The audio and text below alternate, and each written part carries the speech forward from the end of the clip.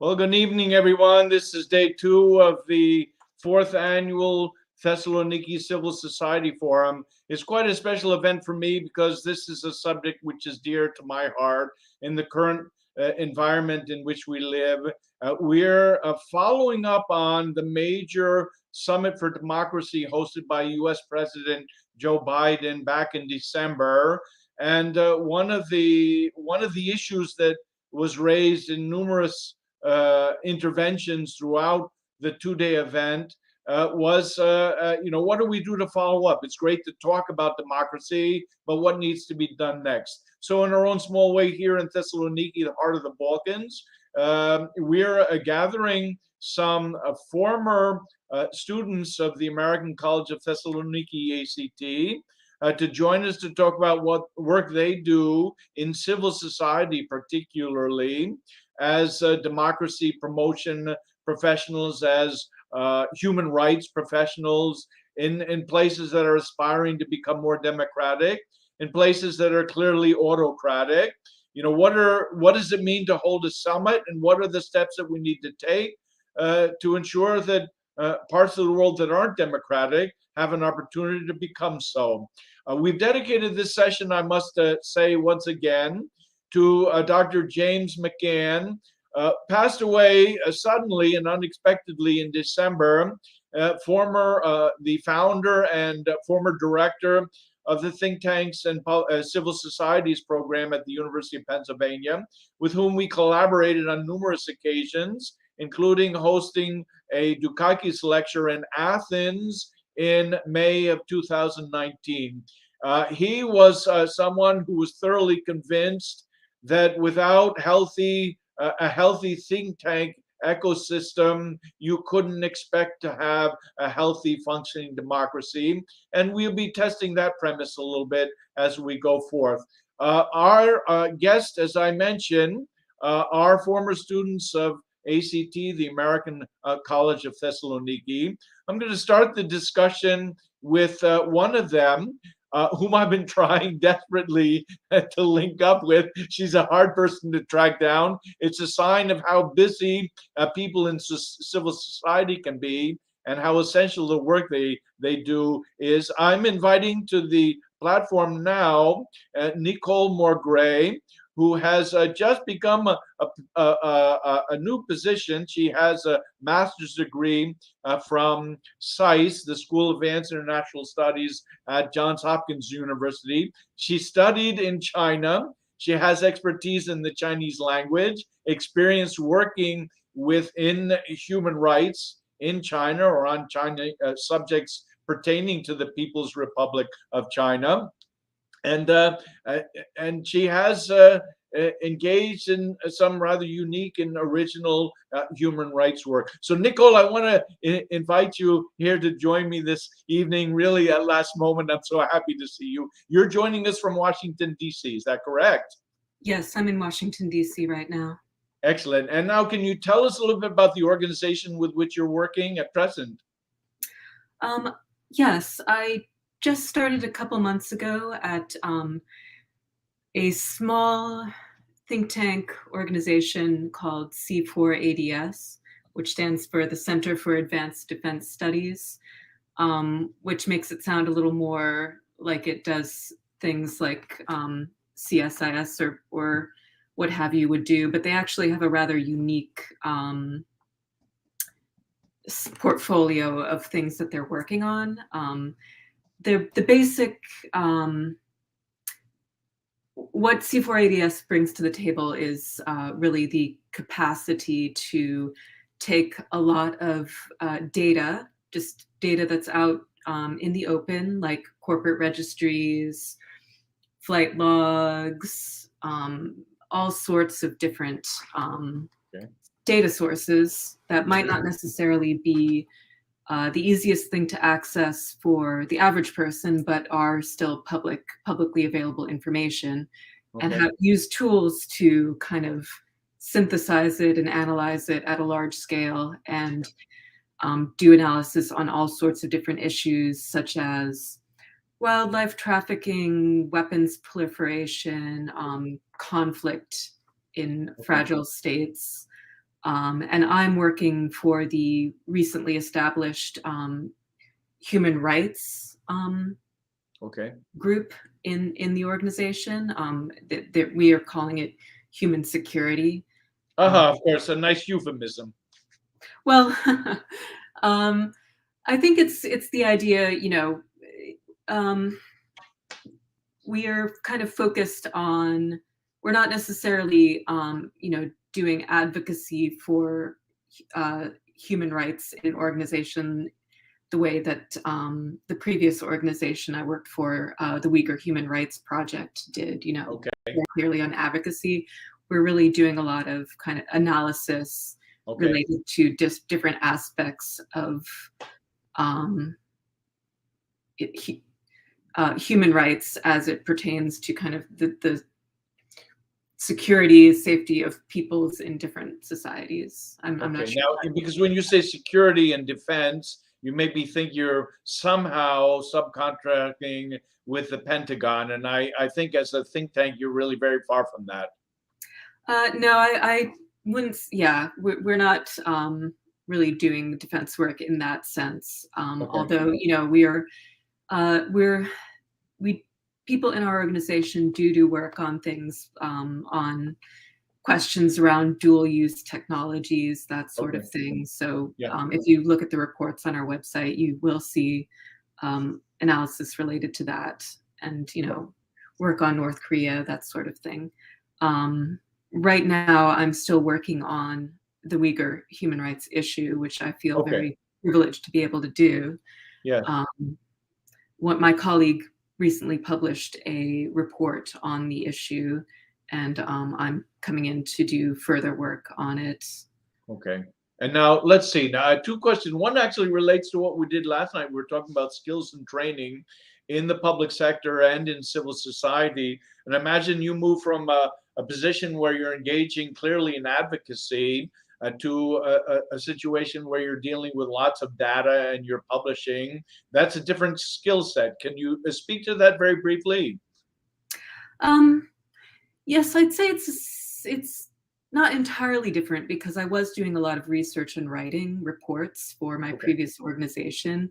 The Uyghur Human Rights Project, it's a Uyghur-led organization, and it's very, it's dedicated to research and advocacy on behalf of Uyghurs, but it seeks to use kind of the highest standards of human rights reporting to advocate on the issue. So I was doing a bit of research.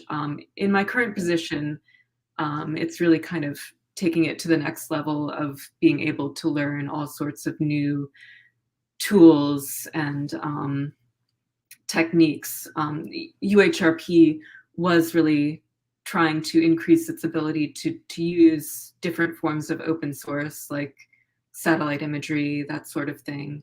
C4ADS really has a well-established expertise in that sort of thing. So it's exciting to be in a position where I can really learn a lot of new things on the job, technical things that a very small organization that like UHRP was not really able to access. Okay, that's what I thought, that there would be some learning curve, but you also you're able to do more things, so to speak. Right, yeah. I think coming to this position with a large body of background knowledge on this specific issue that not many people possibly have is really what they were looking for. So they, did expect that I would be learning a lot of things on the job. So human security and autocracy, I think the linkages are pretty clear for anyone who reads the news and has some degree of education in public policy. But human security and democracy, what is the connection then? If I invite you to speak at a mini summit for democracy, what are you going to tell us that we're not hearing somewhere else? And, why is what you have to say something we need to hear?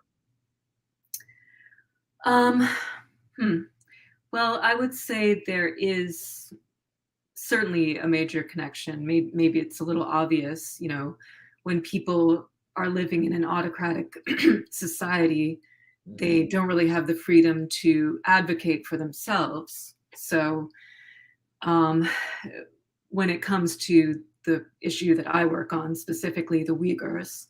Okay. A lot of the people I'm working with, they're accused of being terrorists by the Chinese government. Any advocacy for Uyghur rights by Uyghurs must, by definition, take place outside of China. So individuals like myself who are not Uyghur or not Chinese are there to help support it, but it's not as though we can kind of go in on the ground and try to change things there. The UHRP really did have a very strong focus on trying to address the Chinese people.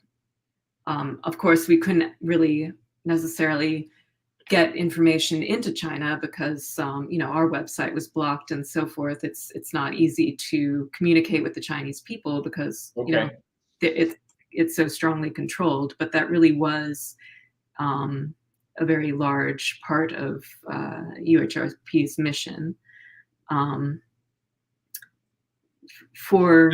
Maybe you could step back for just a moment and remind us why the situation in northwestern China regarding this ethnicity, this ethnic group, a minority overall in China, has really emerged as an issue that people like yourself are watching. What is happening to the Uyghurs in China? Well, there has been a very long-standing issue. When I first began working at UHRP, my previous job, in 2016, I still couldn't assume that anyone had ever heard of the Uyghurs. I had to start from square one and explain who are the Uyghurs. And I would describe them as a Turkic people similar to the Uzbeks, who are in a similar situation as the Tibetans. And, we're dealing with particular repression from the Chinese government as kind of a non-ethnically Han Chinese people that made them particularly suspicious to the authorities. The reason it's in the headlines so much these days is that beginning really in late 2016 into 2017, the repression just really escalated to a full-blown human rights crisis. It really does seem like the Chinese government's goal is to kind of accelerate a forced assimilation and kind of elimination of the Uyghurs as a distinct ethnic group in the region, because I think that they felt like their previous policies were not working. They were kind of expecting, economic development, etc., to gradually make any issues disappear. But so some greater degree of integration, they lose their principal identity and they see themselves as citizens, let's say, of the People's Republic of China. Yes, but this was all couched very much in kind of a narrative of a war on terror, and basically regarding the entire Uyghur people as, terrorists or potential terrorists who had to be sent to re-education camps, basically, on a scale that had never been really seen before. There had been re-education through labor camps throughout the history of the PRC. They claimed that they had eliminated that system in 2013, I think, but that really is what we're seeing on a huge scale starting in 2017 in the Uyghur region. Approximately 10% of the population was passed through these camps, in addition to another large segment of people being sent directly to the prison system. So that was really what I think shocked people around the world, including Uyghurs and experts, academic experts on the Uyghurs. I think it really did shock everyone, the speed and scale of what happened. And I think despite the official denials, it's pretty clear there's evidence that's undeniable that something terrible is happening there.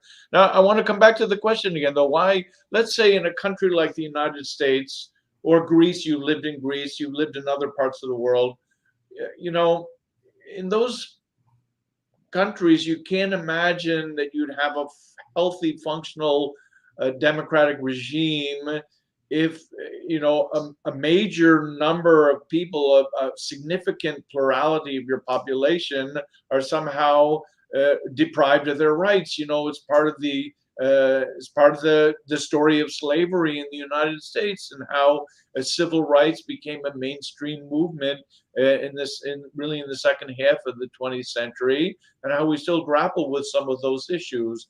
But let's say now you couldn't expect a country to subjugate a specific uh, subgroup in the greater population and claim to have a functional democracy. In China, they claim to have a democratic system, don't they? Official statements are. You know, they remember one of the speeches at the party congress. Somebody counted the number of times they used the word democratic or democracy. But now, okay, so you know, what would you do if you were anywhere but the People's Republic of China and you saw this issue of human security? How do we deal with it? How do we encourage, you know, the populations to reconcile themselves to the fact that this group deserves to have the same rights as everyone else? I don't know if that's part of your advocacy, but you're talking about the Uyghurs in China. There's nothing I can do except maybe to elect a senator who's going to take a stance that's, you know, going to try to push the Chinese to change their policy. And how likely is that going to happen in the short term? Well, I will say to begin with, C4ADS does some of its human security work that it has done has taken place, you know, or focused on democratic societies. We did do some work on forced labor issues in India, which Okay. of course, you know, it's a democracy. It's an imperfect democracy. China really does like to kind of contrast itself to India, and well, China is kind of attempting to increase this narrative of it is a form of democracy. It still really does like to attack, you know, the concept of democracy and say, look at India, Right. look at the United States, like these Right. are not functional as the way we are.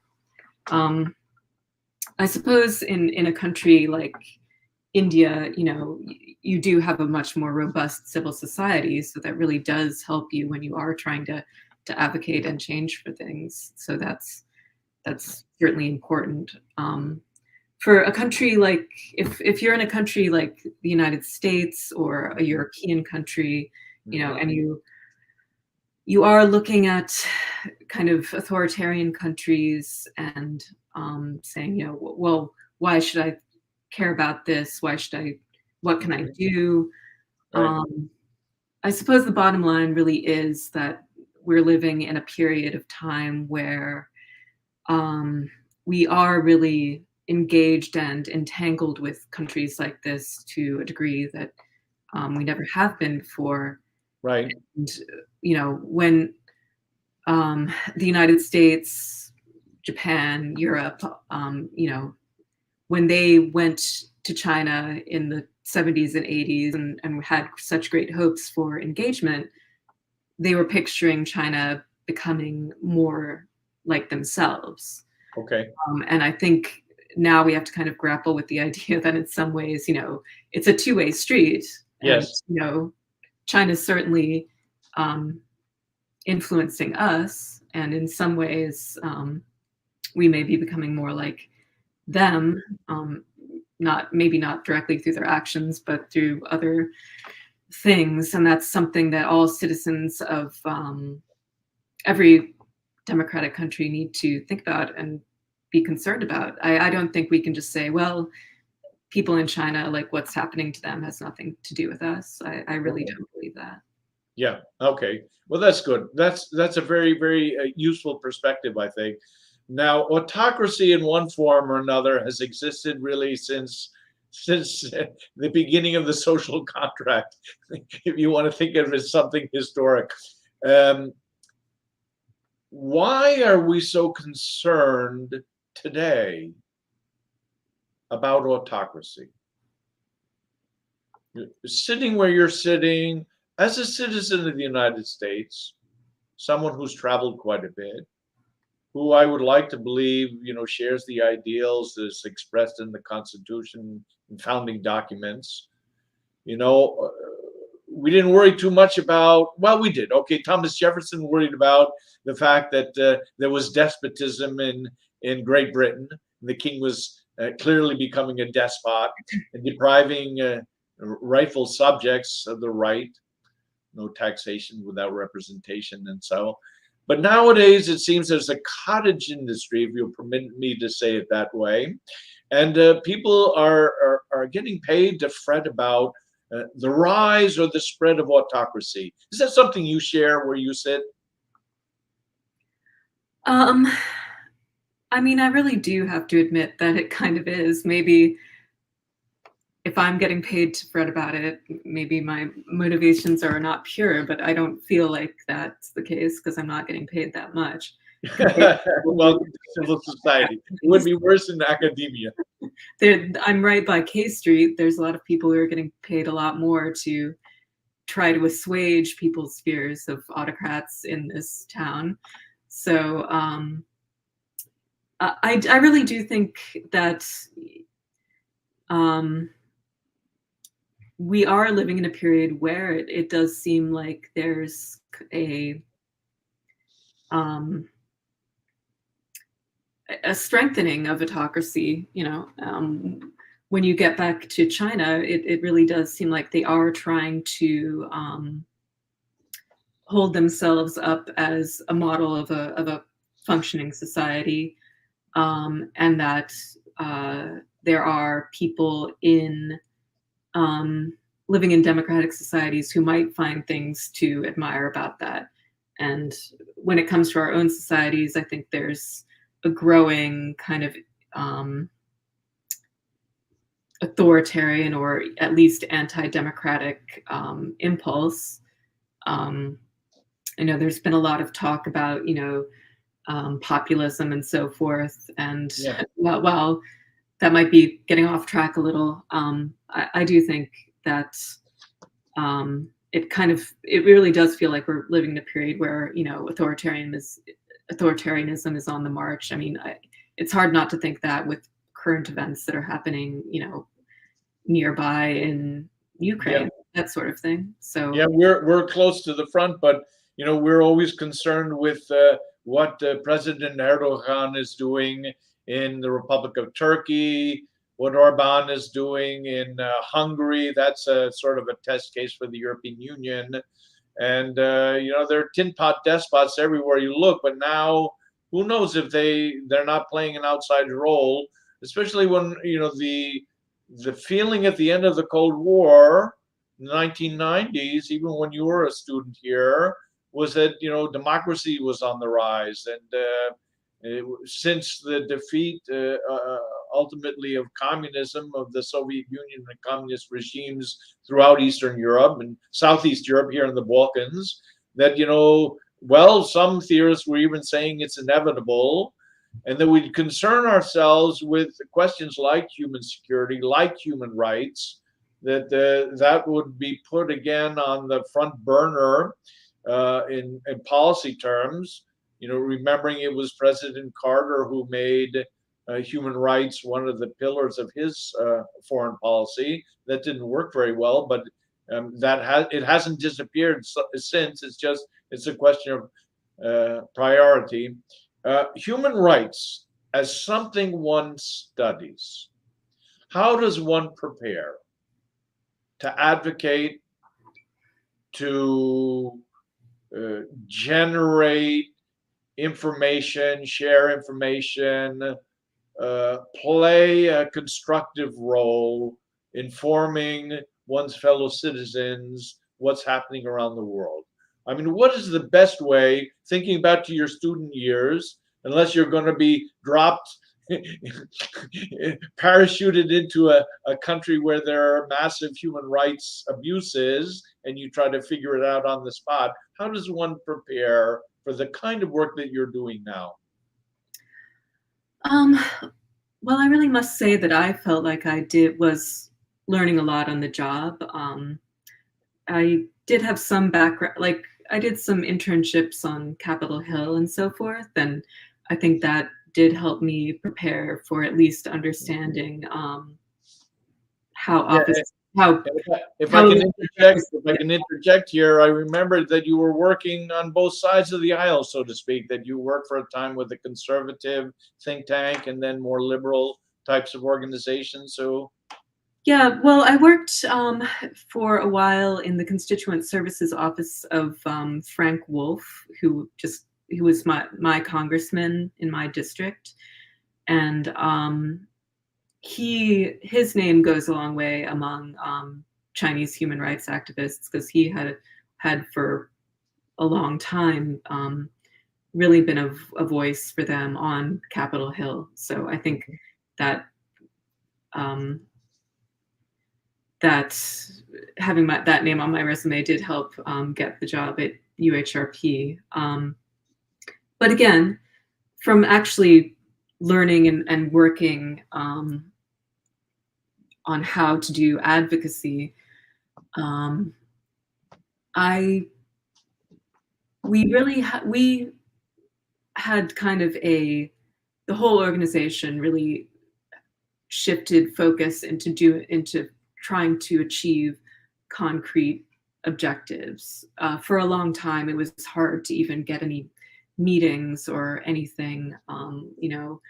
It was really going from a situation where it was difficult to get people to listen to you, and you really had to make huge amounts of effort, and you were considered like you were having success just by getting anyone to listen to you, to going to a place where people are suddenly talking about the issue, they're talking about what can be done with it, and you have to help come up with ideas on how policy and responses from civil society and government, can take place.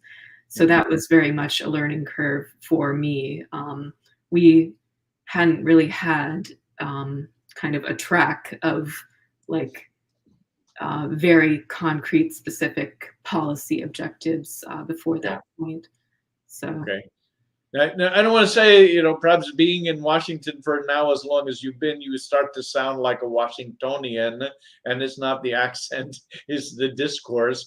But on the other hand, it's quite impressive to hear how articulate and professional you are in your address. We had two of your fellow SAIS alumni on the program yesterday, Nemanja Grgic and Ermal Vila.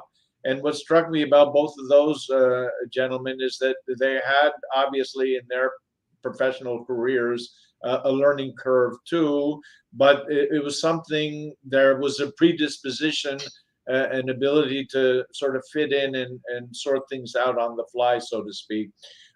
Look, I hate to beat the bush here. I must announce that our two democracy promotion professionals are having difficulties logging on from their current location. One is in Pristina in Kosovo, and one is traveling in Albania somewhere. And I apologize. You're doing solo. You're flying solo, so to speak, today, and Nicole. And we're focusing a little bit more on human rights than we might otherwise have done. But I'll track back to the program we had yesterday. We had Beth Novak of Northeastern University. She's the Chief Innovation Officer of the state of New Jersey, the director of GovLab at New York University, a person who's really plugged in and thinking about all the types of training we need to see across the board, particularly in the federal workforce, but generally in the public sector, in civil service. And I'm wondering, and we were pressing the case about what's happening also in civil society, and whether you have a certain advantage or disadvantage in how you're able to adapt to your professional environment and undertake the work you do. But I'm rather curious whether or not you yourself or any of your colleagues there are involved in any of these training schemes, which have been quite popular in the United States and worldwide, really, that you're sharing your knowledge and your understanding for how better to do your work, dealing with data in particular, dealing with technology, dealing with the kind of service you provide. You know, is there any training dimension to what you're doing currently?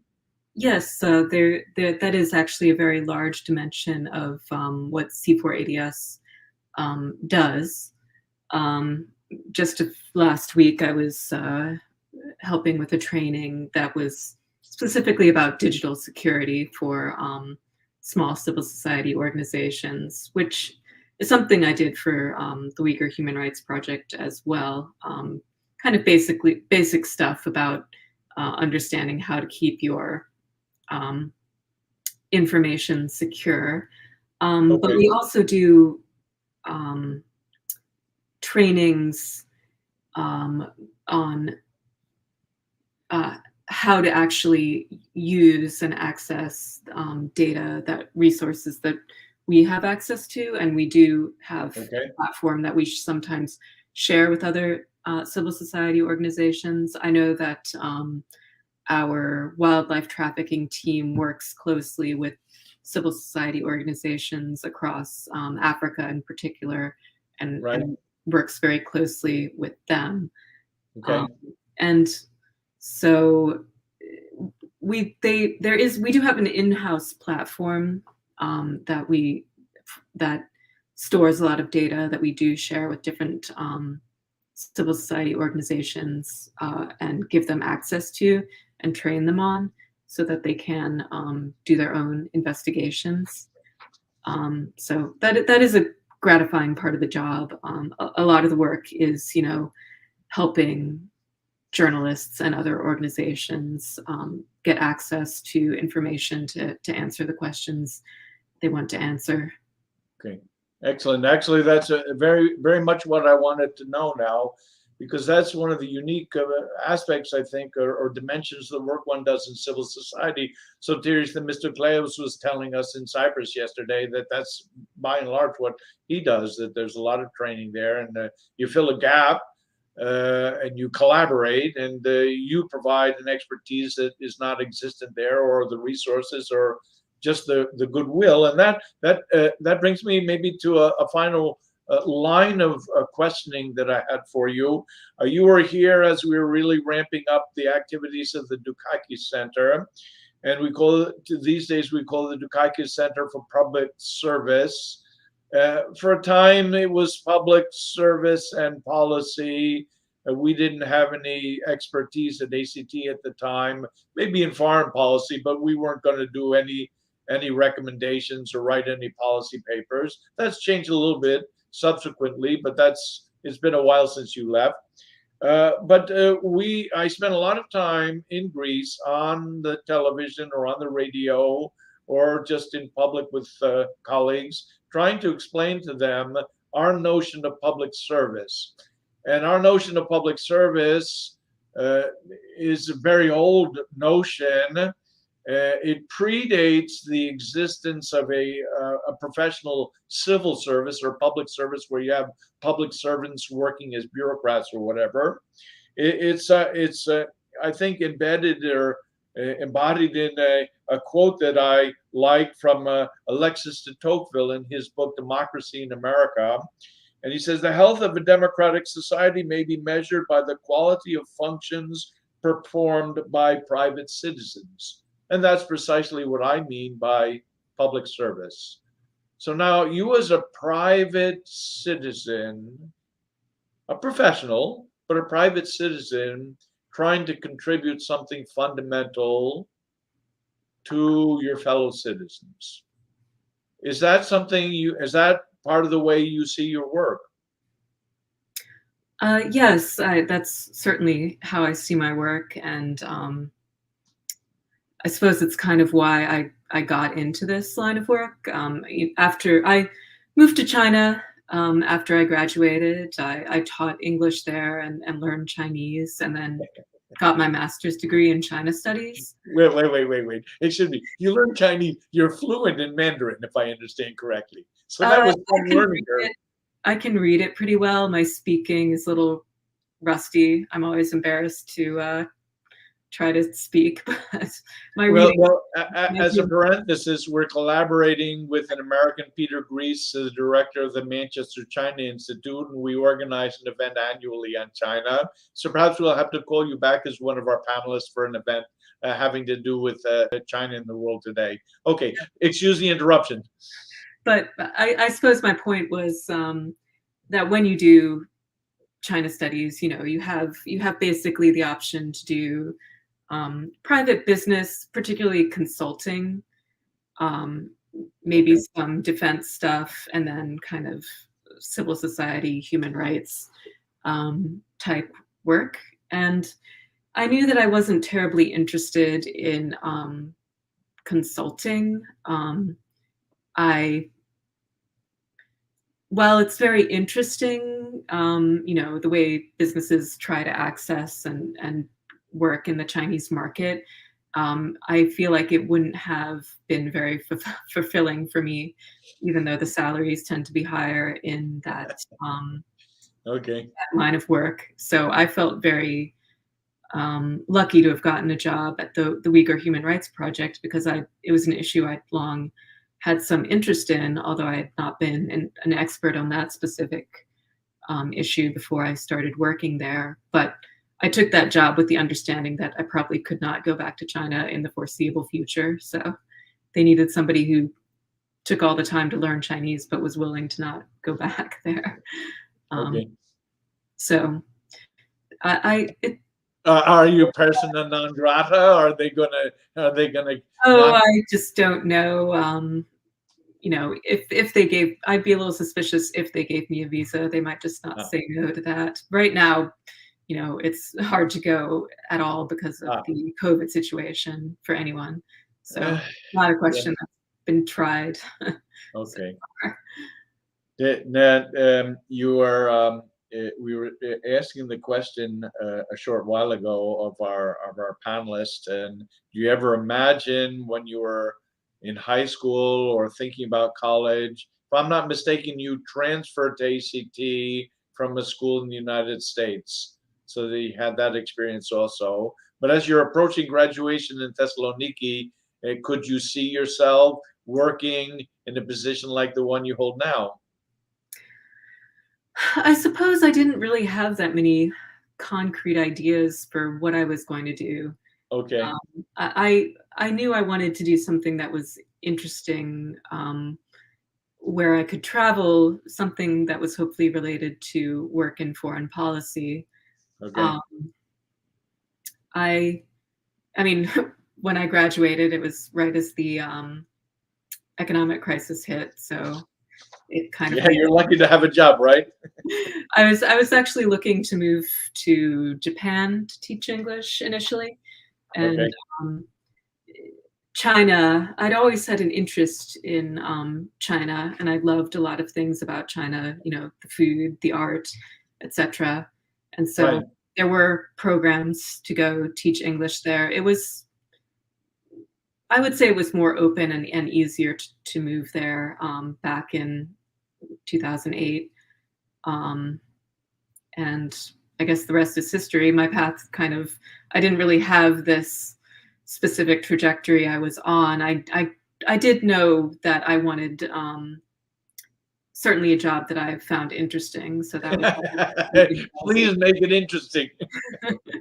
Yeah, I never wasn't cut out for being an accountant or what have you, but I do feel like I'm lucky to have ended up here. Okay, excellent. Now, I'm going to remind our viewers this was meant to be a mini summit for democracy. We've adapted and been a little bit creative in the way we improvise, and I can't tell you how pleased I am, Nicole, that you've actually said yes to coming on the show. But let's say Summit for Democracy, and President Biden is looking for different sorts of people to come and do a little pitch. So what are you going to say at the next big shindig the second summit for democracy, if we even make it that far. What would I say?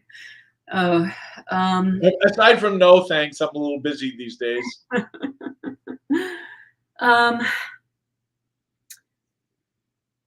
I feel like in a lot of ways, democratic countries are kind of, over the past 5 years, perhaps, or maybe just the past several years, they are waking up to the issue that they face, and they are feeling a little defensive. I feel like the Biden administration, it came in with very high hopes of what it could achieve, and in a lot of ways, things are going okay in terms of a lot of things within the to be polite of crisis that's happening. But it's kind of hard to say what will happen in the next several years. So I do feel like a foreign policy that was crafted around the understanding that you can't just expect kind of democratic ideas and civil society to flourish on its own. It really does need not just support from government policy, but it's a matter of citizens actually becoming engaged.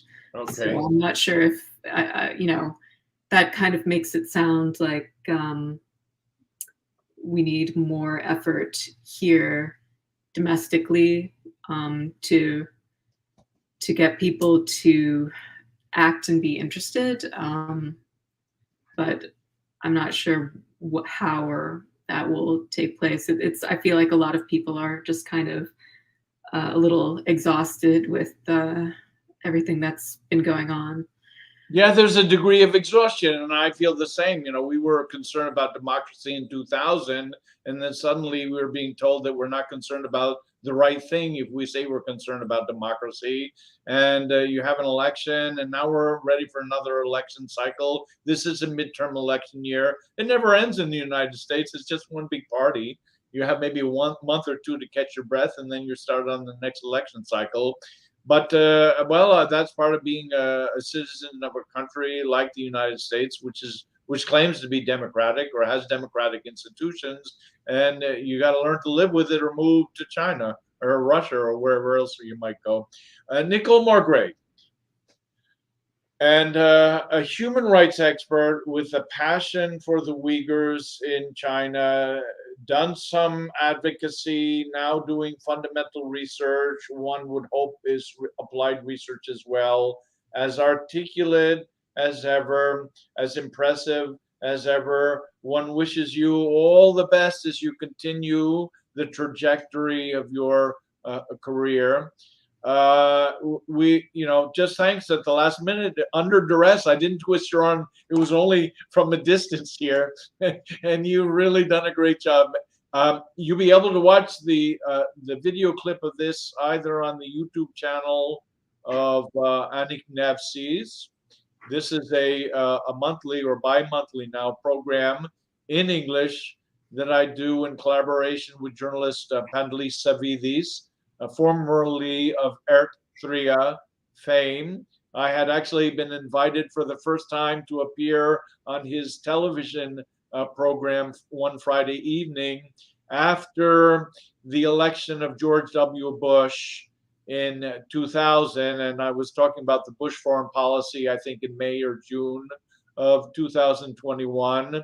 It was an episode where an American spy plane had to make a forced landing on an island under Chinese control, and that became a little bit of a diplomatic episode between the two countries. Maybe, foreshadowing the way the relationship would go thereafter. Now, okay, so I've rambled a little bit, showed that I read the newspapers also. Nicole, thank you very much for coming in. I'm going to prepare the studio for our next guest. We have Paulie Mckenzie, the chief executive of Demos, a think tank based in London, and another alumna of ACT, the American College of Thessaloniki, Ilda Zhulali, who's an advisor for European integration to the President of the Republic of Albania. And that will be in just about 4 minutes that we start again. Nicole, thanks. We'll take our leave now. Bye. And okay, for my friends here, we're going to just step aside for a moment so that we can set up the studio for our next guests. And we want to thank everyone who's stayed with us the whole time here, yesterday and today, and a fascinating discussion with Beth Novak and Nefi Stefopoulou, tending to highlight how innovative pockets of public servants and civil servants are and can be, wherever there's a system that allows them to do their work and to do it well. And that was encouraging. It's certainly a topic that we're going to try to review going forth. It's a topic that our namesake Michael Dukakis, former governor of the Commonwealth of Massachusetts, held dear also. Part of the training that we would eventually aspire to do at a center like the Dukakis Center is to engage in some training or to supplement the kind of training that's done, for example, in Athens at the National School for Public Administration. So we're about to just take our leave for a brief moment and come back.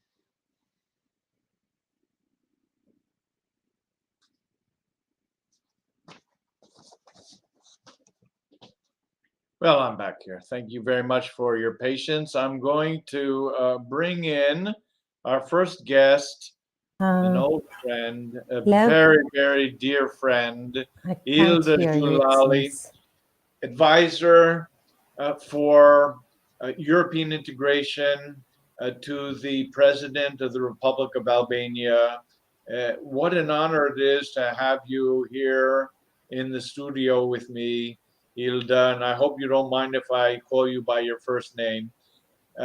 We are expecting Paulie Mckenzie to join us from London in short order, but perhaps you and I can start the conversation. Tell us about what you've been doing since you graduated. It was a momentous, occasion for us at ACT. We were able to host your family, and I had the most moving exchange with your late father, and it's something personally that I'll never forget. But what have you been up to really? It's close to 20 years now, is it not?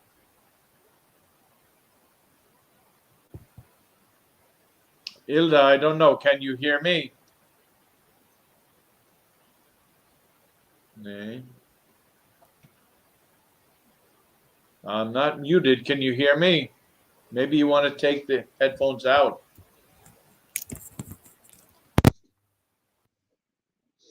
Now, can you hear me?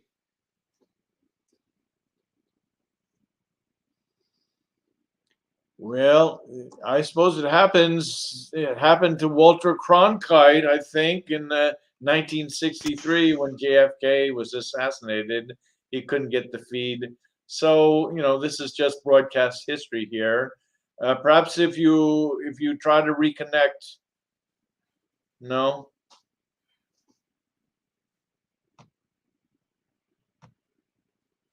All right, we're having a little problem with audio. Remind our viewers as we're trying to fix the situation here. The purpose of our gathering this evening is to inaugurate what, who knows, may become a local tradition, an annual event, a mini summit for democracy. We're inspired in large part by the Summit for Democracy hosted by US President Joe Biden back in December 2021, and thinking about comments that were repeated numerous times throughout the proceedings that it's one thing to have all the big shots come and talk about how great democracy is and what we're going to do. It's another thing to have some follow up and some sense of action, but also some discussion among practitioners who are actually trying to engage and to improve democracy or help their countries become more democratic. That's certainly the case in the Republic of Albania. It's a rather important story that is waiting to be told, how Albania has managed to make a transition from one of the most austere dictatorships in the communist period, and then following the death of Vendra Hoja in 1985, the gradual transition to democracy, to the point now that Albania is officially a candidate country for membership in the European Union. So that's a success story, and I should think that Ilda is going to tell us a little bit about it. We're going to try to bring her back to the stream. I hope you can hear me now, Ilda. And I'll also welcome our second guest. This is Paulie Mckenzie, Chief Executive at Demos in London. And I'll introduce you ladies now to one another, Ilda, Paulie, Ilda. We're following up on the Summit for Democracy hosted by US President Joe Biden in December 2021. And I became acquainted with Paulie Mckenzie as I watched a webcast or a podcast hosted by the Pew Research Center a day or two before the inauguration of the summit. And I thought I had to have her come and speak with some of my friends who are working in the field of democracy promotion, in this instance, Ilda Zhulali, who's joined us from Tirana. the office of the presidency, the Republic of Albania. So I think we can get started, and I was trying to improvise here, but I'll start first with you, Paulie. You represent an organization called Demos. That's a nice Greek name, but I wager that there aren't a lot of Greeks here who know about the work you do. Can you tell us a little bit what Demos does? Of course, and first of all, I'm very sorry for misappropriating such a lovely Greek word. It wasn't me who did it. We've been around for nearly 30 years as a cross-party think tank. So what we do is we're looking at the public policy challenges facing the country and other countries similar to ours, in order to provide recommendations around the future of technology, the future of democracy, the future of our society. And the work you've just mentioned is on the basis of a series of papers that I've done on making democracy work. At a time when I think we can all see that the West's assumption that we had won the argument for liberal democracy and it would be the end of history, as Francis Fukuyama put it, has been called into question by another war in Europe on our doorstep. On your doorstep, and on our doorstep, we're even that much closer here. Okay, so we interrupted the conversation that was about to launch with Ilda, but maybe you want to tell me, because there's a very strong family connection there. How far has Albania come since the death of Vendra Hoja in 1985? Well, it seems like a new era altogether. I was lucky enough to live a very short part of my life during the dictatorship and the rest in democracy. I say I was lucky because I'm able to tell the difference. A lot of people do not have this opportunity in a way, because it is an opportunity to really understand the pains of living in a dictatorship and to understand that the difference it really makes in people's lives. I followed year's Munich's security conference, and it was the theme that really struck me, the feeling of helplessness, especially in the Western democracies. People feel helpless to make a change in their society, but they also feel kind of lost. They don't know where they belong and what is the real impact they should have in the world. But for people with my background and others like me, who have really been in the dark days, know what it means to make a difference, and we all are. And this is, I think, what we all should have in mind, to find every kind of way to make democracy work. Okay.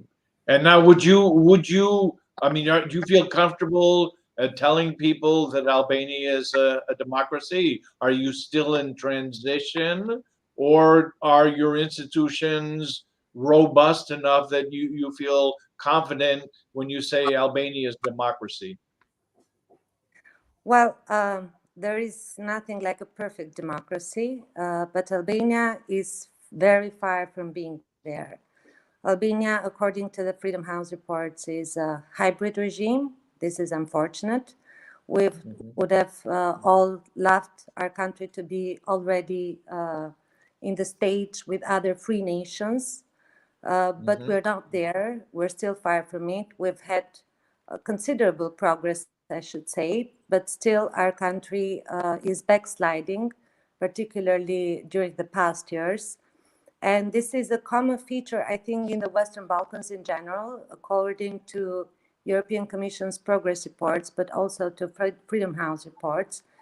There is a shining progress of our countries in paper, but at the same time, this paper tells us that we are suffering from state capture and elements which do not make us proud, because they send us back to the old days where there was oppression. So as Freedom House report has categorized us, and rightly so, I think, we are a hybrid regime because we don't have a good system of check and balances, which is key in a democracy. We don't have free media, which is key for democracy. And we don't have still a very strong civil society as we should have. But rather than accentuating the word civil society, I would emphasize the word active citizens. I think this is the key ingredient in our countries these days, and particularly in Albania. People need to be active. They need to raise their voice. And because not everybody feels part of the civil society, they feel this is an exotic word and belongs only to specific people. But it's not like that. Forgive me, even for me as an American, Yeah. the first time I said civil society, I reached for a gun. I just thought this does not belong in a conversation at which I'm present. Okay. Listen, I'll shift for just a moment. Paulie, she raised a couple issues that I have here in my list of questions I want to ask. So let's start with this key term that we use in places like Southeast Europe, the Balkans, which were becoming more democratic and now seem to be backsliding. You know, backsliding for some countries and the kinds of concerns we have in the UK and the United States that our regimes potentially are becoming more autocratic. Is this a mix? Does this cohere? Does this resonate for you the way you think about democracy and why we're talking about democracy and why there appears to many of us to be a crisis in the future of democracy? I think there's an enormous crisis. And at the core of it is an unwillingness to reform and innovate. You know, in the UK in particular, we have a sort of nostalgic view and like to say that we have the mother of parliaments. And we don't even have a constitution, for goodness sake. We've got sort of a few messy old paper like the Bill of Rights from the 17th century, and people sort of say, oh, Magna Carta, we're the oldest of sort of civilized societies, and it's basically nonsense. You know, none of our democracies are more than 150 years old. In the UK, we've only really been a democracy, as I would consider it, since women were able to vote, and that's 100 years or so. Okay. And yet, what are the structural reforms that have happened in those 100 years? They're actually pretty limited, and that sense that, oh, it's fine, we've got a democracy done now.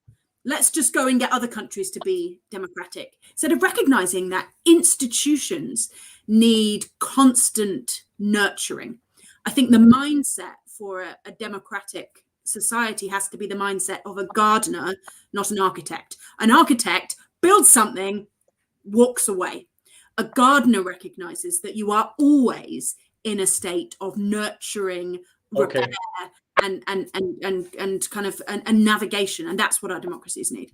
Pulling weeds. Now, how does this sound to you, Ilda? We have a habit of thinking that we know better. Certainly in the United States, we like to wag our finger at the Brits who don't have a written constitution. But, you know, are you speaking the same language when you hear people in the United States and Great Britain lament the state of their democracy? Well, I think the model that the United States has, the model of democracy that the United Kingdom has served us to understand and experience democracy. Of course, your experience is deeper than ours, and your understanding also is deeper than ours. That doesn't mean that we're not able to tell when democracy is backsliding or not, be it in Albania or in the United States or in the United Kingdom. So the key ingredient there is education. We have to educate ourselves with what democracy is. And the good thing is that democracy is increasingly on demand. Demand for democracy has never decreased, which is a very good and optimistic element for us all. Although the latest data show that countries have, in fact, more and more become less democratic.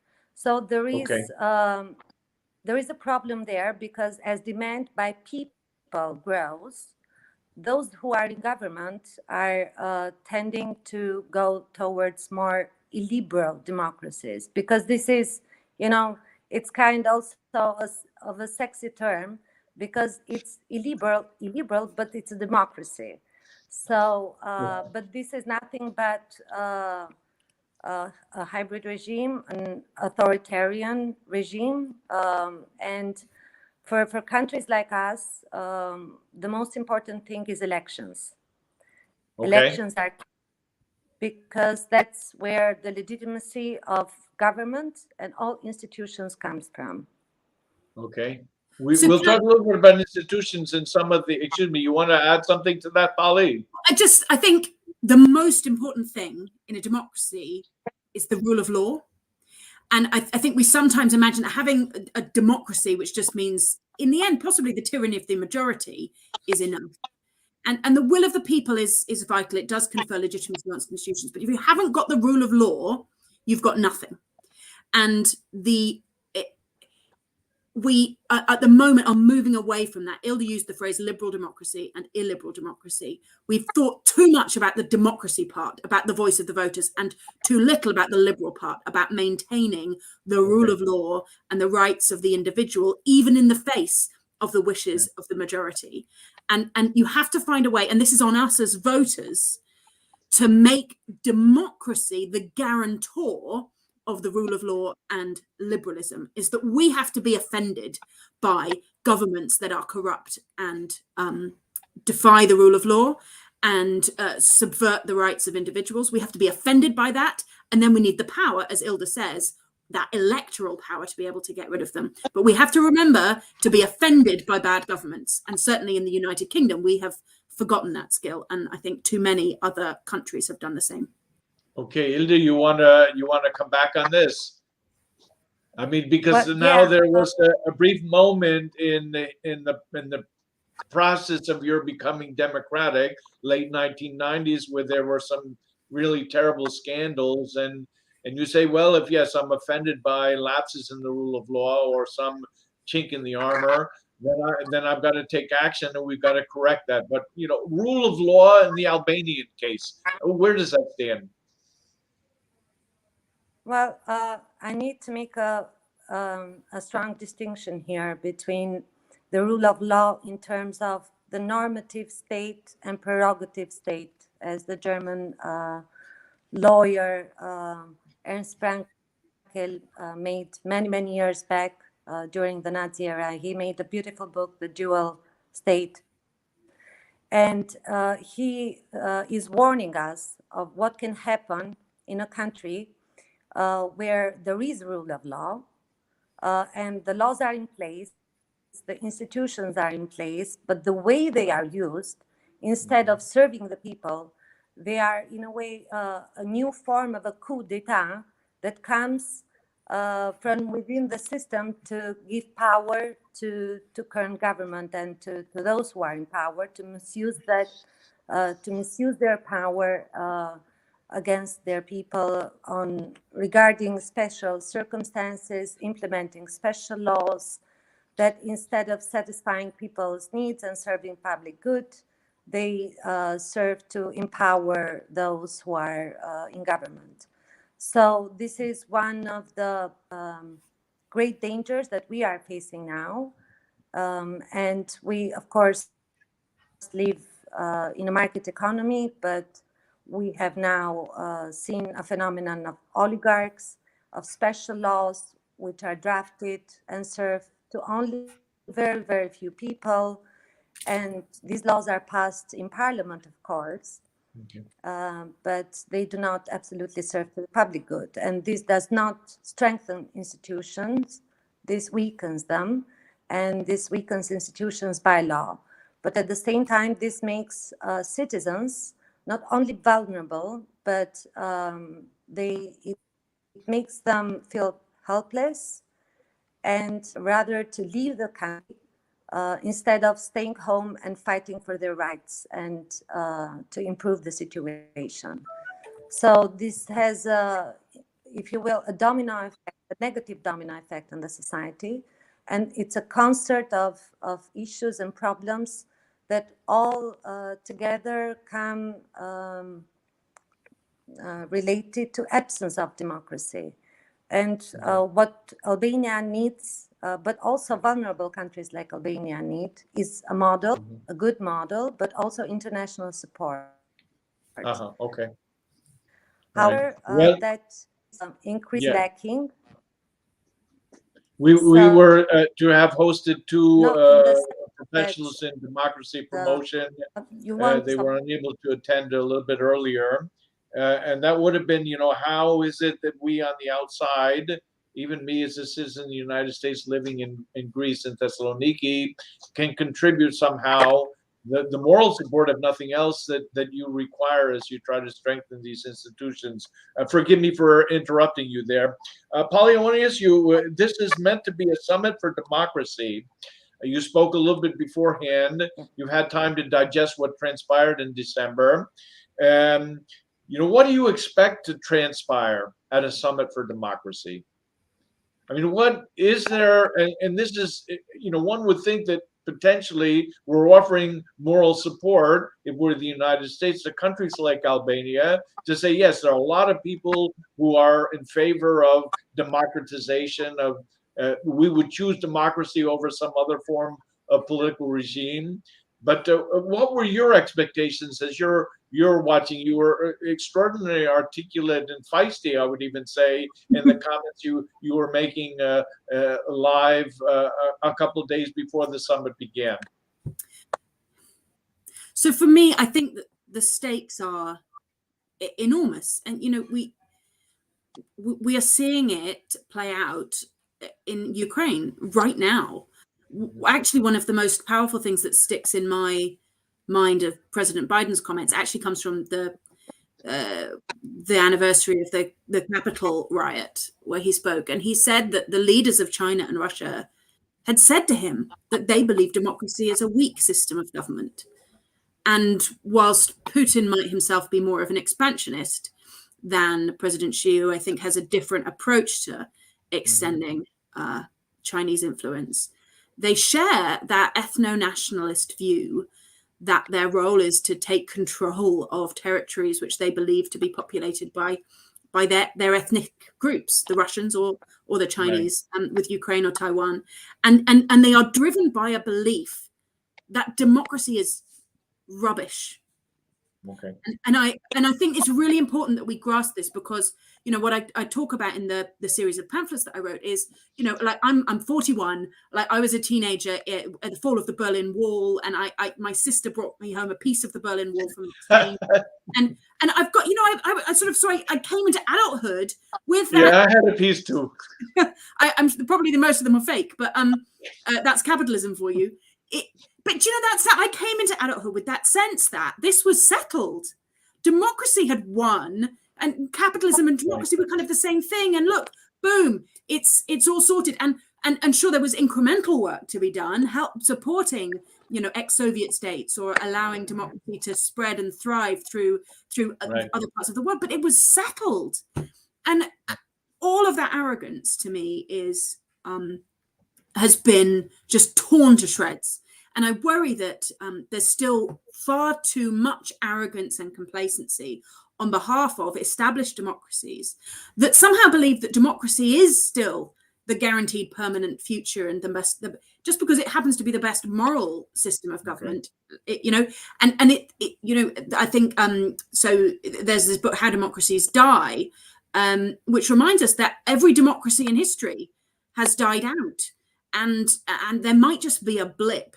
And the reality is, as Ukraine shows us, however scarred that generation of leaders was by the Cold War, and however awful war is on every level, we cannot prevail as democracies unless we're willing to fight to defend them. Yeah, this is very good, because it leads me to my next question. You mentioned how democracies die by a couple prominent professors of politics in the United States at Harvard University, who are certainly a bit richer than they were before they published the book.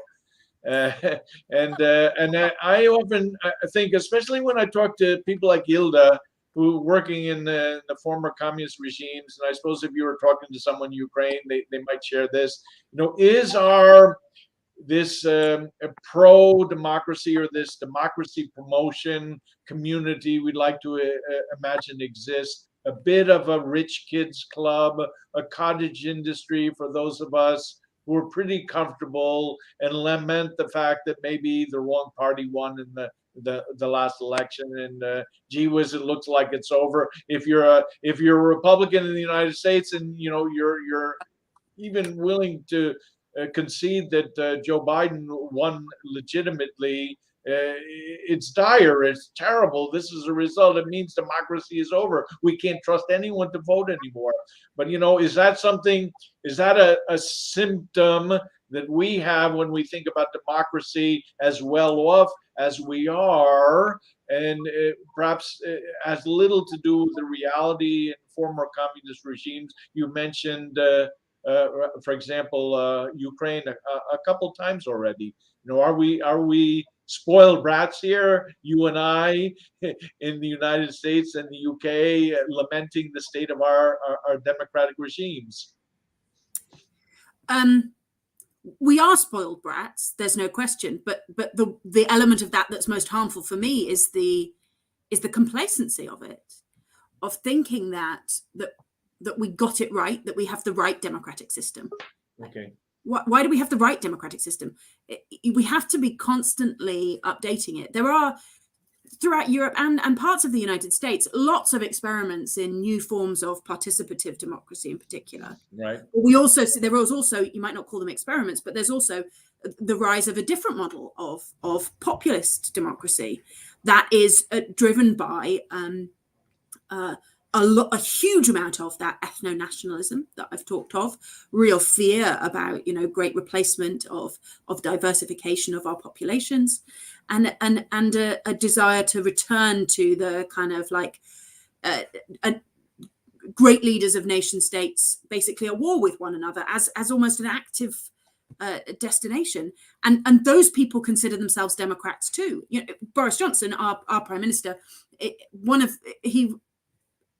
has broken the law systematically, the COVID restrictions, and says he won't stand down. And his argument, the quote that, sort of stuck in my craw, he said it's because he's such a huge Democrat. And because it would be so rude to the voters to stand down when they put him there, and to exploit that concept of democracy and say that I have to do these things because I'm a Democrat. I have to let boats sink in the channel because I'm a Democrat. To invoke the will of the people in that direction is eating away democracy, because populists never have any decent actual policies. They just have enemies. So it destroys the idea that democracy is in fact a good system of government that serves the needs of the people. And perhaps leads people to say, well, maybe we'd get better off without a democracy. And this was the question I wanted to ask you, Ilda. You're talking about how important it is to have active citizens. But what do you do when you hear some of these people who are active in the street, the types of populists that Paulie is just alluding to, saying we don't want democracy? I mean, what do you do when you hear a person, an Albanian, say, I don't want to have democracy. We were better off when Hoja was alive. Which no one can possibly believe unless you are on the payroll, and I don't know. Yeah. I think we're having it's a little almost bit of... a taboo in Albania to say that you don't want to. Do you hear me? Yeah, now we do. Yeah, Can the you reception is poor, but we can Okay. hear you. So like I was saying, in Albania. Okay. Yeah, I'm having a lot of problems moving here and there, but trying to make my best. Anyways, in Albania, it's almost a taboo to say that one does not want democracy. There are, of course, some people who have still nostalgia about Enver Hoxha, but they claim that enjoyed rights and it was more peaceful and orderly when Enver Hoxha was alive. And maybe they cannot cope very well with the dynamics of democracy and the capitalist world. But of course, to those people, I have always read 1984 or go back, ask your grandparents and see how these regimes end and what oppression really means, because it means in the end, people end up losing their lives. People end up not being free to speak their mind, of exercising their beliefs, their religion, and they are prosecuted, not only themselves, but the whole family is destroyed, no future at all.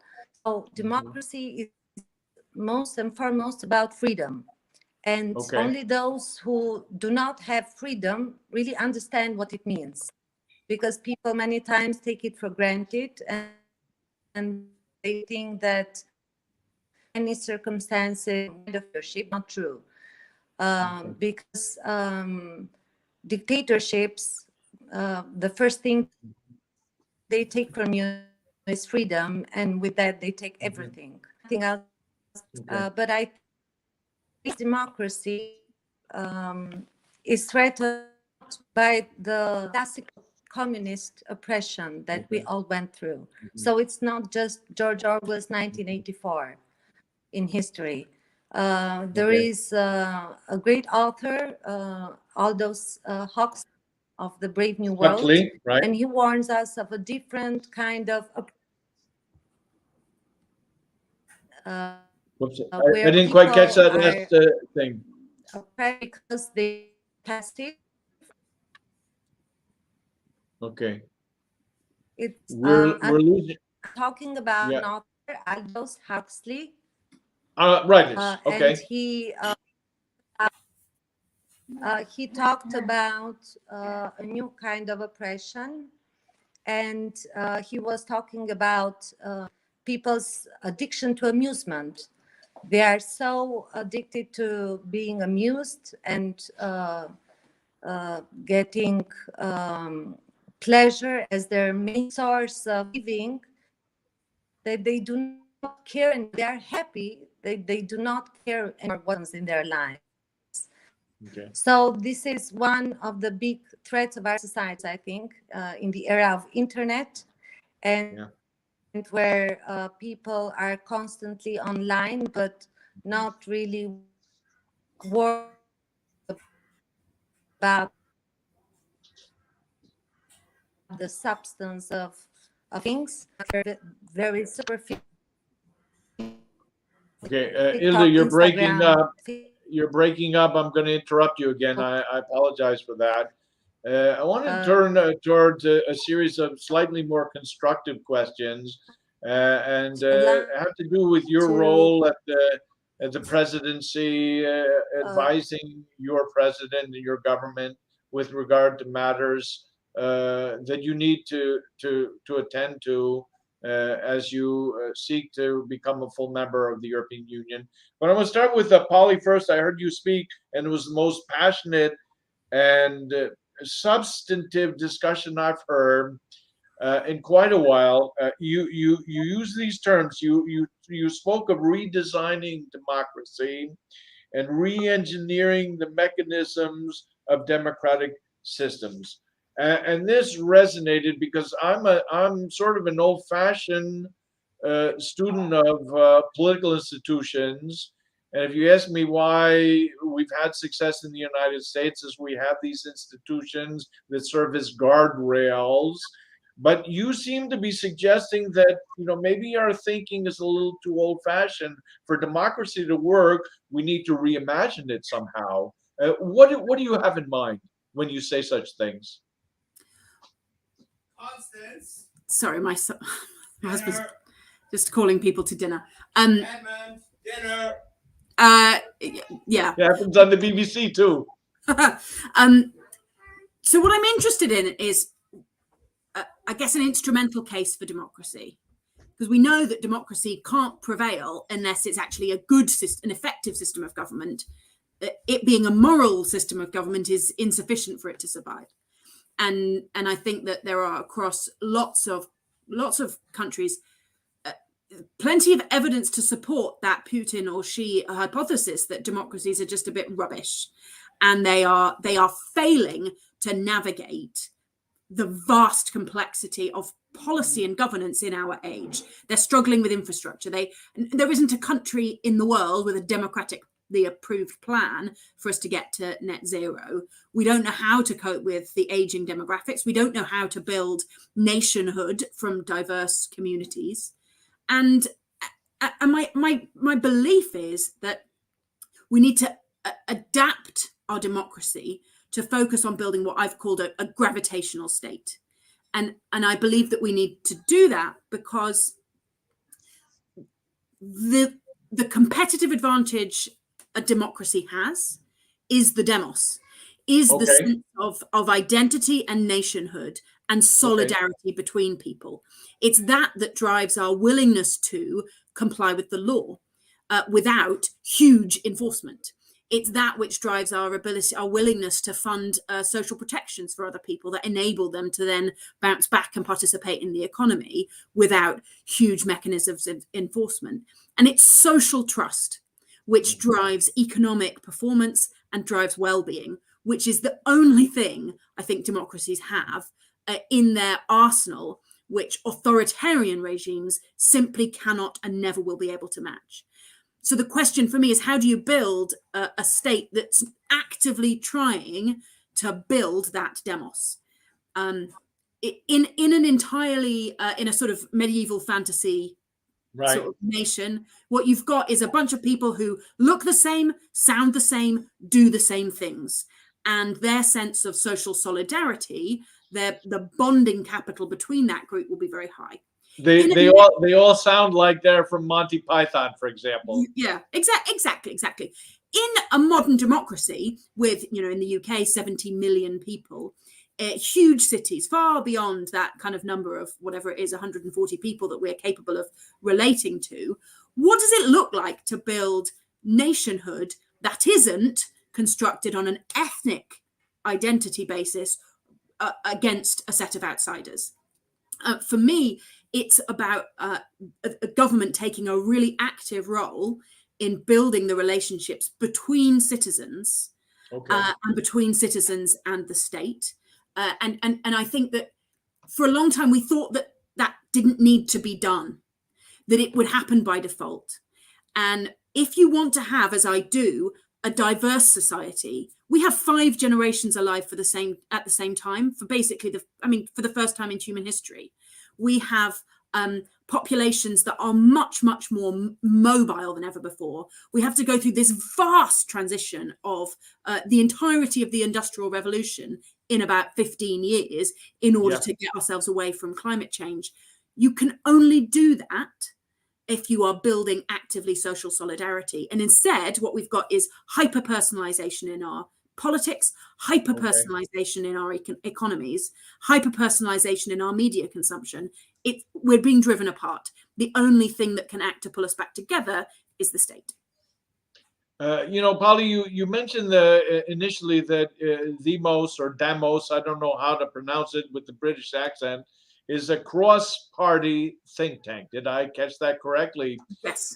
When I talk to people who are, activists, they're concerned about the state of our democracy. They want to improve it, re-engineer it, reimagine it. They sound to me like they're left of center in a classic ideological cleavage. Is that so? Is that your experience, for example, in the UK, that you hear voices with similar sorts of concerns across the political spectrum, on the conservative side, on the labor side, and anywhere in between? I think it is a mix, but it often comes out of who you're against and who happens to have power. So, in the US, there is that sense that democracy was stolen by the left, and therefore lots of concern for democratic reform, perhaps from the right, but then a concern for, which also comes from the right, the Never Trumper Republican movement, absolutely driven by a wish to rebuild the institutions of the state to protect against democratic harm. So it's then let's say a conservative would be fundamentally concerned with to preserve those institutions that have lasted for as long as they have and must therefore serve some fundamental purpose.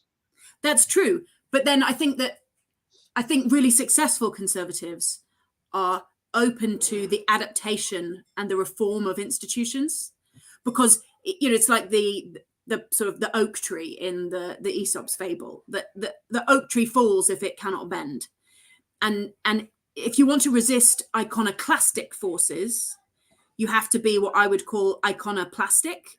So plastic means reformable. You have to take your icons, your institutions, and adapt them to the times. And a conservative says that has to happen slowly and only when absolutely necessary. But that doesn't mean it doesn't need to happen at all. In fact, it's the great line from the novel The Leopard by Lampedusa, set in Sicily around the time of the establishment of the nation of Italy. And the line from it is, if you want things to stay the same, everything must change. Everything must change. Everything Okay. is. It's in Italian, and it sounds better in Italian, but I'm not going to embarrass myself. That's okay. Pronounce Greek I'll words. tell you a little anecdote here. We traveled with a group of students in 2000, I'm guessing, to Prague to attend a simulation of the European Union. And we went to the opera, and it was a Mozart opera in Italian. And the only students who understood anything were the Albanians, because they grew up watching Italian television. Because Albanian television was state-run television. It was only on for limited hours. So if they wanted to watch TV and be entertained, they learned Italian. She's fluent in Italian, which is quite extraordinary. Well, now, okay, we've lost Ilda. There's been a problem with the transmission. This seems to be a theme that we're having all evening. I lost one of my speakers from Pristina and another who's traveling somewhere in Albania. And I suppose that's the big drawback of doing this sort of event. The internet is only as good as your local connection, right? So now I want to ask a question that I ask typically of all of our people. I already started to engage Ilda in this regard. And I'm not certain how this sounds to your ears as a citizen of the United Kingdom. What we do at the Dukakis Center is we encourage young people to be involved in public affairs and to initiate projects and activities in a spirit of public service. And what we mean by public service is an activity undertaken by private citizens, private individuals on behalf of their fellow citizens. I think in your civil society community, you have a similar sort of idea. The notion itself and the ethos that supports it pre-exists the creation of a professional civil service in the United States, and I would guess also in the United Kingdom. I like to cite Alexis de Tocqueville from his book, Democracy in America, where he writes, "The health of a democratic society may be measured by the quality of functions performed by private citizens." I think Ilda was already telling us that that was her expectation, that people have to be active. But does thinking along these lines fit into your vision of where we need to go if we want to keep democracy as our set of institutions? There's a brilliant book called Vote for Duck, which is a children's book about politics, about a duck that stands for first election as the farmer and then the governor, and then he becomes president. And then he retires home to write his memoir. And it has a lovely refrain in it, which is, first of all, running a farm is very hard work. Then running a state is very hard work. And then running a country is very hard work. And I often think of it, I think I quoted it in my book, because it's so important for us to remember that running a country is really hard work. Democracy is hard work. I think we lie to people when we suggest that democracy is going to take all the decisions out of their hands. It's going to make it easy. Don't worry, give me your vote and boom. Yeah, vote for me and I'll do it while you're sleeping.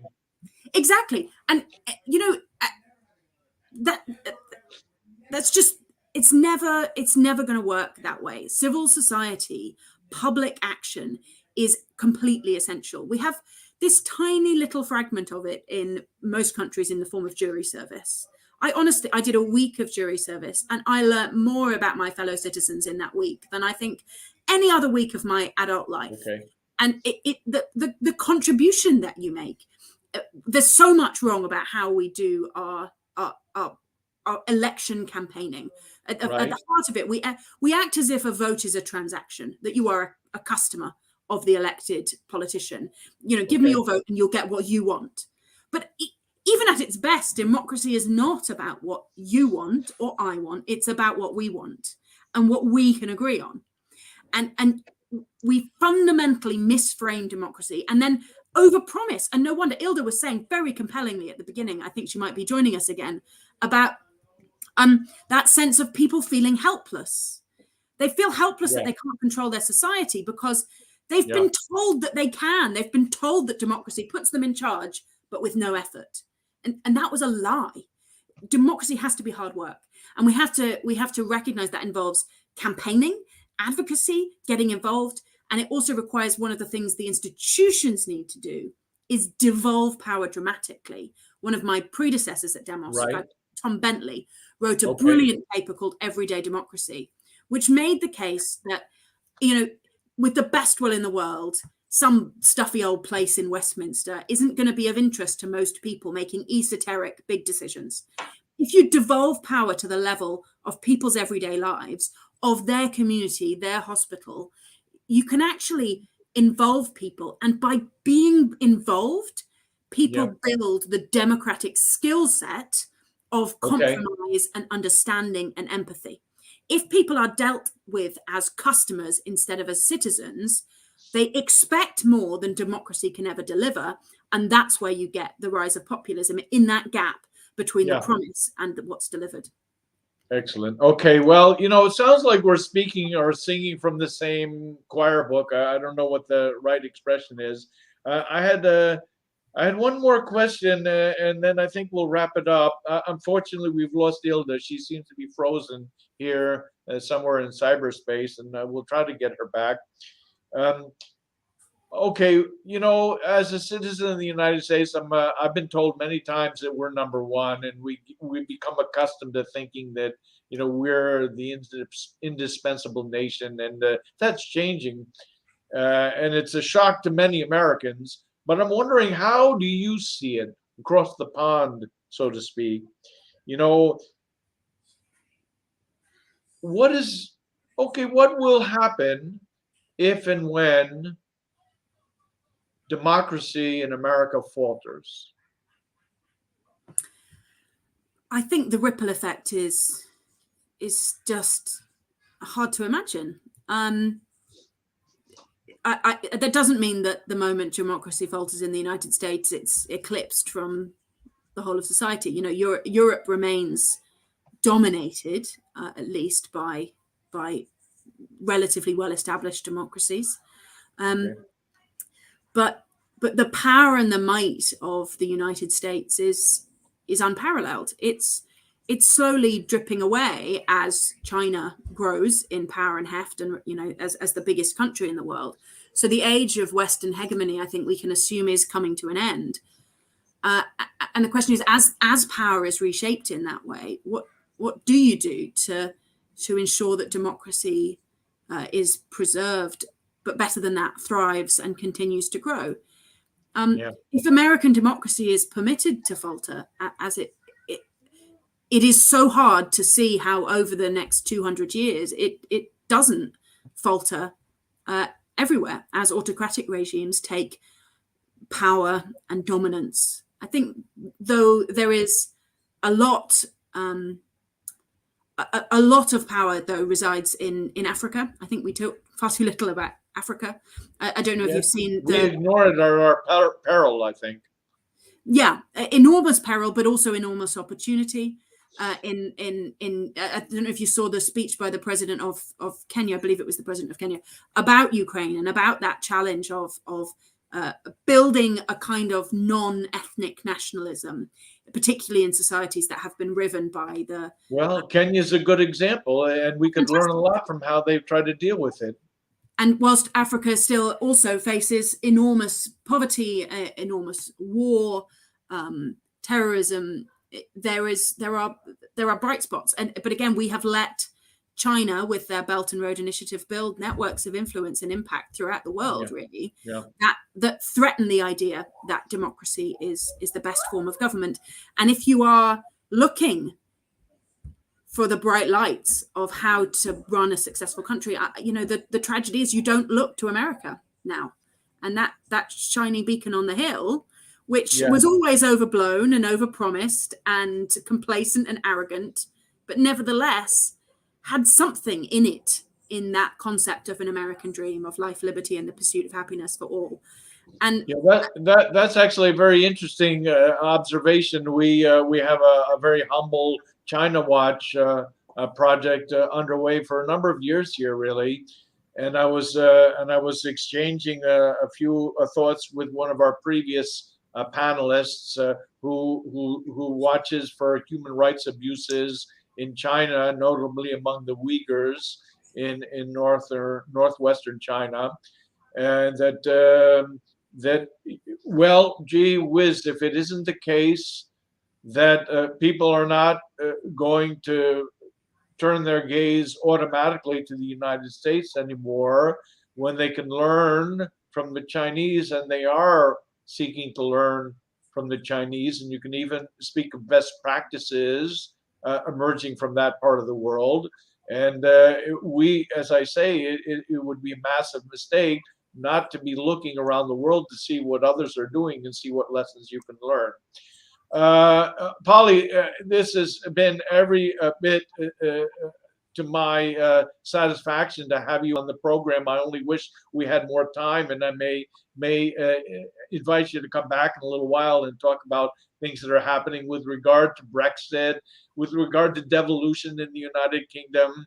You know, when the time comes for elections, if you're finally going to have a new leader of the Conservative Party, and then see if there will be parliamentary elections before term.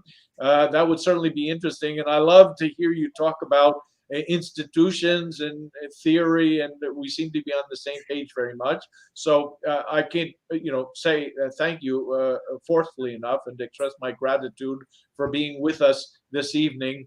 I want to remind the people in the audience that this is a bi-monthly English language program that we run on the Anixneusis web TV channel, produced by our dear friend Pantelis Savidis, senior political journalist in northern Greece, and a friend now of more than 20 years.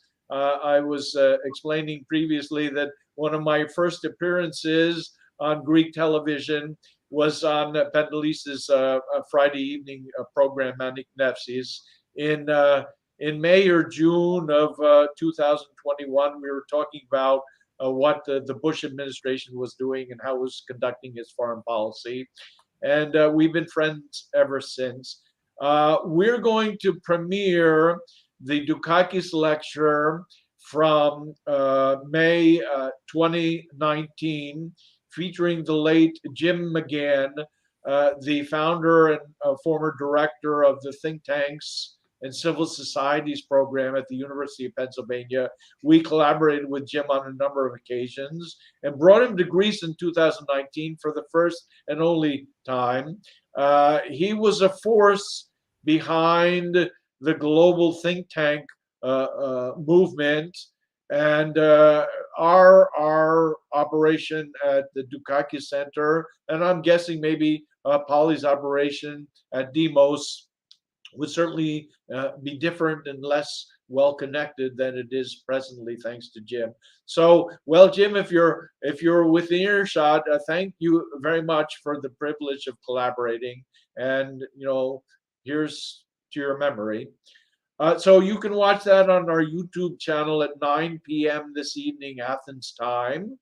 and that will be in a little over an hour from now.